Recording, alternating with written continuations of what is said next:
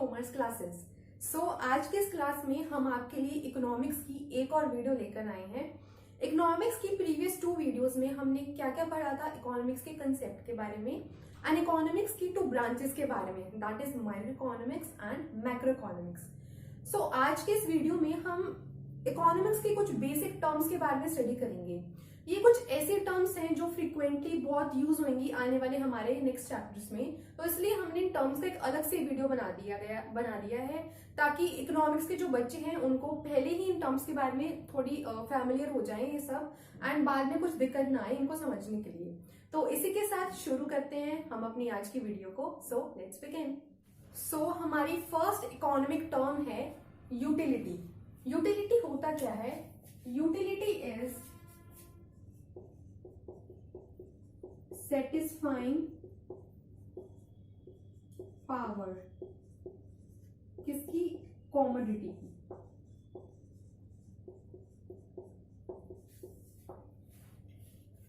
Utility means satisfying power of a commodity, या फिर आप सिंपल टर्म्स में अगर हम इसको बोलें तो क्या होता है, जब एक हम कॉमोडिटी को कंज्यूम करते हैं या फिर कोई भी गुड को यूज करते हैं तो उससे हमको एक तसल्ली मिलती है, उससे हमको एक सेटिस्फेक्शन मिलती है।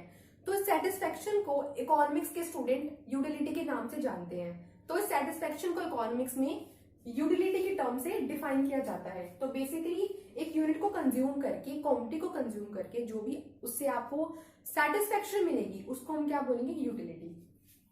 अब यूटिलिटी की मेजरिंग यूनिट क्या होती है? देखो, जैसे हम डिस्टेंस को किलोमीटर में मेजर करते हैं, एक टेम्परेचर वो सेल्सियस या फ़ारेनहाइट में मेजर किया जाता है, in the same manner utility को हम यूटिल्स में मेजर करते हैं। Spelling is UTILS। ओके, तो यूटिलिटी की मेजरिंग यूनिट क्या होती है? यूटिल्स। ओके, अब हम इस यूटिलिटी के कंसेप्ट को एक एग्जाम्पल से समझते हैं। For example, there is a person A and he is consuming fruits. Okay, so हम लेते हैं like apple, orange,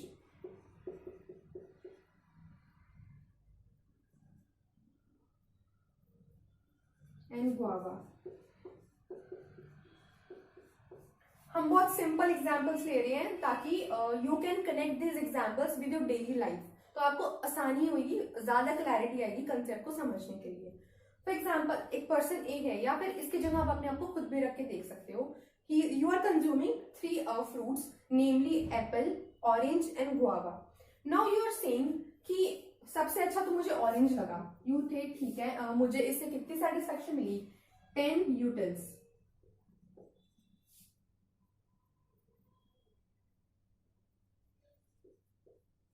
आपने बोला ऑरेंज कंज्यूम करने से मुझे 10 यूटिल्स ऑफ सेटिस्फेक्शन मिली। फिर यू सेड गुआवा कंज्यूम करने से I got 7 utils as satisfaction, and from the apple you get 5 utils. तो आप क्या कर रहे हो?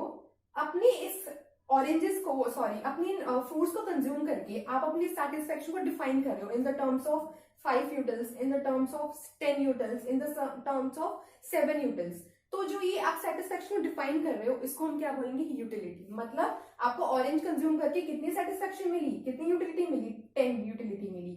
गुआवा कंज्यूम करके आपको 7 यूटिलिटी मिली। एप्पल कंज्यूम करके आपको 5 यूटिलिटी मिली। ओके, हम ऐसे करते हैं। या फिर हम कई बार ऐसे भी बोलते हैं कि no, this is the best one, this fruit is the best one, and this is good, and this is something okay. तो इस तरीके से हम रैंक भी दे देते हैं कि सबसे अच्छे मुझे ऑरेंज लगा, देन मुझे गुआवा लगा, and the least one is Apple.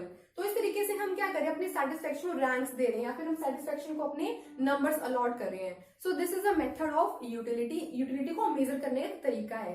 तो बेसिक आपको जानना बस इतना ही है, यूटिलिटी का मतलब क्या होता है। यूटिलिटी की बात जहां पे भी आएगी मतलब क्या है? वहां पे सेटिस्फेक्शन की बात हो रही है कि ये कस्टमर को, एक कंज्यूमर को उस यूनिट को कंज्यूम करके जो सेटिस्फेक्शन मिली वो क्या बन जाएगी? यूटिलिटी।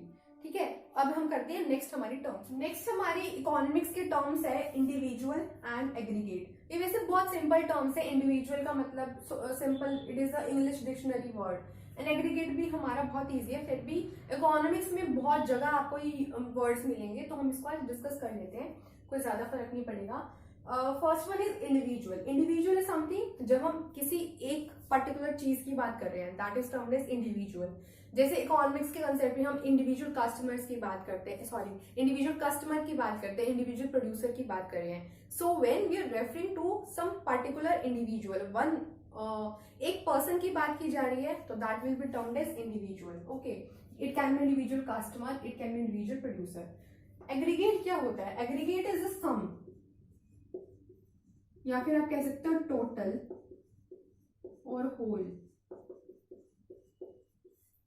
जब हम किसी एक चीज की बात ना करते हुए जितनी भी चीजें हैं हमारे पास उन सबका एज अ सम टोटल करके उसके बारे में कुछ कंसिडर कर रहे हैं या फिर एज अ होल हम लेके चल रहे हैं किसी चीज को, तो that will be termed as aggregate. हम इसको नॉर्मल टोटल कह देते हैं या फिर सम कह देते हैं नॉर्मल टर्म्स में, लेकिन इकोनॉमिक्स में आपको टोटल वर्ड नहीं मिलेगा लिखा हुआ, you will get the word aggregate. So जैसे हम कह रहे हैं कि अगर मैं किसी एक कस्टमर की सेटिस्फेक्शन यूटिलिटी की बात कर रही हूँ तो I will be considering as individual customer. लेकिन मैं क्या कर रही हूँ कि यहाँ पे जितने भी कस्टमर्स हैं उन सबकी बात कर रही हूँ, ठीक है, तो I will be considering an aggregate of customers. Okay, मैं क्या पता लगा रही हूँ एक प्रोड्यूसर की सेल्स कितनी है एक मंथ में, तो I am saying individual producer.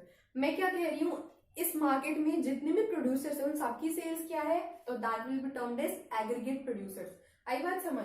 तो एग्रीगेट का मतलब सिंपल टोटल होता है. बस इकोनॉमिक्स में आपको ये वर्ड टोटल मिलने की बजाय आपको एग्रीगेट मिलेगा. So don't get confused. इसका मतलब सिंपल यही है कि we are talking about the sum total of the whole concept we are taking about. Okay, so ये थी हमारी दो terms, individual and aggregate. Next हमारी टर्म है फर्म एंड इंडस्ट्री. वैसे इन टर्म्स के बारे में हम अपनी प्रीवियस वीडियो में पढ़ चुके हैं जब हमने micro economics and macro economics के बीच में डिफरेंशिएट किया था. तो आज भी हम एक बार इसके बारे में डिस्कस कर लेते हैं, आपको रिवाइज हो जाएगा. तो difference between firm and industry, दो टर्म्स है क्या. फर्म क्या होता है? It is a concept of individual business unit. जब हम एक बिजनेस की बात कर रहे हैं we are referring to as the firm, वो फर्म कहलाएगी. इंडस्ट्री क्या होती है? जब हम बहुत सारी फर्म्स की बात कर रहे हैं तो that will be termed as industry. But बहुत सारी फर्म्स का मतलब कोई भी फर्म्स नहीं होता. बहुत सारी फर्म्स का यहाँ पे मतलब क्या है? बहुत सारी फर्म्स जो सिमिलर टाइप ऑफ एक्टिविटी कर रही है, फिर सिमिलर टाइप ऑफ बिजनेस कर रही है, same type of production line में एंगेज है, that will be termed as industry. हम एग्जाम्पल लेते हैं, जैसे हमने एग्जाम्पल लिया भी था टेलीकम्युनिकेशन इंडस्ट्री का.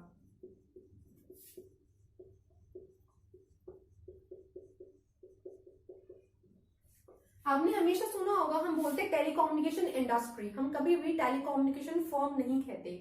अब हमारी बहुत सारी इंडिया में अगर हम बात करें टेलीकम्युनिकेशन फर्म्स हैं, लाइक हम इसमें एयरटेल का एग्जांपल ले सकते हैं, ठीक है, then it is Voda Idea, and हम जियो का एग्जांपल ले सकते हैं. सो अगर हम इन तीनों फॉर्म्स को इंडिविजुअल कंसिडर करेंगे, इंडिविजुअल ये हमारी 3 बिजनेस यूनिट्स हैं, आप कह सकते हो टेलीकम्युनिकेशन पूरे डिपार्टमेंट के अंदर. अब हम जब सिर्फ I want to know the information about Jio या फिर मैं सिर्फ एयरटेल के बारे में इंफॉर्मेशन निकाल रही हूँ, सो आई विल नॉट से कि एयरटेल इंडस्ट्री है या फिर जियो इंडस्ट्री है. It is a firm. यहाँ पे हम एक बिजनेस यूनिट के बारे में बात कर रहे हैं. So when we are talking about the individual business unit, तो वो इंडिविजुअली क्या कहलाई जाएंगी? फर्म. ओके, इंडिविजुअली क्या कहलाई जाएंगी? ये फर्म है, ये इंडिविजुअली है फर्म. बट जब मैं ये कह रही हूँ मुझे इंडिया में पूरी टेलीकम्युनिकेशन इंडस्ट्री के बारे में इंफॉर्मेशन निकालनी है, तो जब टेलीकम्युनिकेशन इंडस्ट्री की बात हो रही है ना, तो उसके अंदर एयरटेल भी आ जाएगा, उसके अंदर वोडाफोन आइडिया भी आ जाएगा, उसके अंदर जियो भी आ जाएगा. और ये सारी इंडस्ट्रीज कैसे हैं? बिकॉज है तो इंडिविजुअल फर्म्स अलग अलग, बट इनका बिजनेस क्या है? हमने कहा group of firms doing similar business. अब इनका बिजनेस एक्टिविटी सेम है सबकी, they all are providing telecommunication services. So ये कॉमन बेस है, इसके अंदर कॉमन बेस होना चाहिए इस टाइप का कि वो सिमिलर प्रोडक्शन लाइन में एंगेज है. तो ये सारी टेलीकम्युनिकेशन सर्विसेज प्रोवाइड कर रही हैं. सो इन सबको इंडिविजुअली हम फर्म बोलेंगे एंड इन सबको कलेक्टिवली हम क्या बोलेंगे? Industry. So this is the difference between firm and industry. तो जब भी इकोनॉमिक्स में आपको फर्म वर्ड यूज करे या फिर इंडस्ट्री वर्ड यूज मिले तो आपको इसका मतलब यही समझना है कि फर्म का मतलब हम एक बिजनेस यूनिट के बारे में बात कर रहे हैं, एंड इंडस्ट्री जहां पे आ रही है मतलब हम वहां पे बहुत सारी फर्म्स की बात कर रहे हैं जिनका सिमिलर टाइप ऑफ बिजनेस है. Okay, they are engaging in single type of production line. Okay, so this is the two terms of economics, firm and industry. Again हमारी नेक्स्ट टर्म्स हैं इकोनॉमिक्स की, input output, revenue, cost and profits. Basically ये तो हमारी बहुत common terms हैं, like input output आपने computer में आई थिंक आराम से इसको बहुत बार पढ़ा होगा। तो आज हम एक बार इसको इकोनॉमिक्स के कंसेप्ट को थोड़ा समझ लेंगे। And revenue, cost and profit, ये भी बहुत हमारी एक्चुअली अकाउंटिंग टर्म्स हैं। तो अगर आपको ये वैसे टर्म्स हमारी आपको पता नहीं है तो आप हमारी अकाउंट्स की वीडियो भी देख सकते हैं इसी चैनल पर, एडीवी कॉमर्स क्लासेस पर। बट आज मैं आपको यहाँ पे भी समझा देती हूँ टर्म्स को, क्योंकि ये बहुत फ्रिक्वेंटली यूज होने वाली है हर चैप्टर में इकोनॉमिक्स की। तो शुरू करते हैं हमारे इस टर्म से, इनपुट एंड आउटपुट। जैसे आपने कंप्यूटर में पढ़ा होगा, क्या होता है हमारा, हम डाटा को कैसे इंफॉर्मेशन में कन्वर्ट करते हैं। पहले हम डाटा को इनपुट करते हैं, देन वो प्रोसेस होता है, देन वो आउटपुट होता है, ठीक है। तो एग्जैक्टली होता क्या है इनपुट आउटपुट? इनपुट मतलब हमने जो चीज लाइक ट्रांसफर करी किसी चीज में, एंड आउटपुट इज समथिंग जो हमारा फाइनल रिजल्ट निकल के आया, दैट इज इनपुट आउटपुट। मतलब आप कंप्यूटर के सेंस में इसको समझो कि हमने डाटा डाला, दैट इज इनपुट, एंड जब वो data in the form of information निकल के आया जिससे हम उसको मीनिंग ड्राइव कर सकते हैं, जिससे उसका that will be termed as output. तो इकोनॉमिक्स के कंसेप्ट में इनपुट आउटपुट होता क्या है? इकोनॉमिक्स में अगर हम बात करें in the form of production, in the form of raw materials, in the form of product, हम क्या कहते हैं कि एक जो प्रोड्यूसर होता है वो क्या करता है, बहुत सारे रॉ मटेरियल्स होते हैं उसके पास, उस रॉ मटेरियल को डालता है मशीन्स में, प्रोसेसिंग होती है, एंड फाइनली आउटपुट निकल के आता है, फाइनली प्रोडक्ट निकल के आता है जो कस्टमर यूज करता है। ओके, तो यहाँ पे इनपुट क्या हो जाएगा? रॉ मटेरियल, जिन चीजों को यूज करके हम अपना प्रोडक्ट बनाते हैं, मशीन्स में डाला जाता है, दैट इज द इनपुट, मतलब रॉ मटेरियल्स की यहाँ पे बात हो रही है। एंड आउटपुट क्या है? जो फाइनल अल्टीमेट रिजल्ट निकल के आता है वो क्या होता है? प्रोडक्ट, ओके, जिसको कस्टमर यूज करता है। तो इनपुट आउटपुट का मतलब यही है। इनपुट हमने जो रॉ मटेरियल्स की यहाँ पे बात हो रही है, एंड आउटपुट मतलब जो फाइनल रिजल्ट निकल के आ रहा है, जो प्रोडक्ट निकल के आ रहा है, वो होता है इनपुट एंड आउटपुट, इकोनॉमिक्स के सेंस में हम बात करें। Next is revenue, cost and profit. Revenue को एक सिंपल टर्म्स में अगर आप बोल के चलो तो सेल्स भी कहते हैं, या फिर इसको टर्नओवर भी कहा जाता है। डन। सेल्स, रेवेन्यू या टर्नओवर होता क्या है? एक बिजनेस जो भी प्रोडक्ट को सेल करके, सेल करने से जो भी उसको प्रोसीड्स होता है in the form of cash, that will be termed as revenue. For example, there is a business unit जिसने हमारी 100 यूनिट सेल करी, and the price of 1 unit is 10 rupees. तो इसकी रेवेन्यू कितनी हो जाएगी? जितने उसने कितना सामान सेल करा, कितने रुपए का सामान सेल करा? 100 into 10, that is 10,000 rupees, sorry 1000 rupees. So 1000 rupees इसका क्या हो जाएगा? रेवेन्यू। मतलब गुड्स को 100 यूनिट्स को सेल करके उसने कितना पैसा कमाया? 1000 रुपए का। तो 1000 रुपए इसका क्या हो गया? रेवेन्यू। अब इसने जो 1000 रुपए कमाया उसमें इसके प्रॉफिट्स भी इंक्लूडेड होंगे। मान लो जो ये 10 रुपए की चीज सेल कर रहा है उसकी एक्चुअल में कॉस्ट कितनी थी? 7 रुपीज की। तो कॉस्ट कितनी हुई? 100 into 7, दैट इज 700। ये हमारा निकल गया था 1000, ये है हमारा 700। तो प्रॉफिट्स कितने हो गए? प्रॉफिट्स क्या होता है? सेल्स में से कॉस्ट को लेस कर दो, इसने 300 रुपए का प्रॉफिट ले लिया। तो बहुत सिंपल टर्म्स है ये। तो रेवेन्यू, कॉस्ट एंड प्रॉफिट है क्या? जो भी चीज को सेल करके हमको जो भी पैसा मिला वो हो गया रेवेन्यू, ठीक है। उस रेवेन्यू में उसने सर्टेन परसेंटेज ऑफ अपना प्रॉफिट मार्जिन ऐड किया हो गया, तो उस प्रॉफिट, तो वो जो मार्जिन होगा जो उसका उसने ऐड किया, that will be termed as profit. Revenue में से प्रॉफिट को लेस कर दोगे तो कॉस्ट मिल जाएगी। तो आप कह सकते हैं revenue is equal to profits plus में कॉस्ट, ठीक है। This is simple term. तो हमारी बहुत सिंपल सी टर्म थी, revenue, cost and profit and input and output. Okay, next term है जो हमारे इकोनॉमिक्स की, वो है एक्चुअल एंड पोटेंशियल। अब एक्चुअल एंड पोटेंशियल में एग्जैक्टली है क्या? एक्चुअली समथिंग आप कह सकते हो रियलिटी, या फिर आप कह सकते हो एट प्रेजेंट।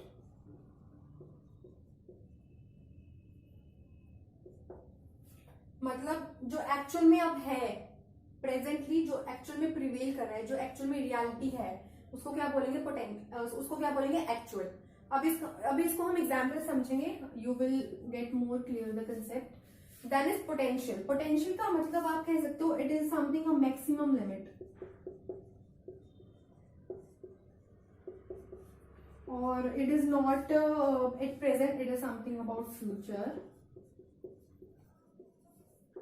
जो एक्चुअल में भी है नहीं at present, it is not prevailing, but yes it is a maximum limit. जब हम पोटेंशियल, आपने सुना होगा इस बच्चे में इतना पोटेंशियल है, तो हम क्या बोलते हैं इस बच्चे में इतनी काबिलियत है, तो इट इज अ मैक्सिमम, हम वहां बात करें कि उससे बियॉन्ड वो नहीं है, ठीक है। तो यहाँ पे हम इसकी मैक्सिमम लिमिट की बात कर रहे हैं। हम एक बहुत सिंपल सा एग्जांपल लेते हैं। Suppose there is a glass of water, okay, and the water is fill up to here in the glass.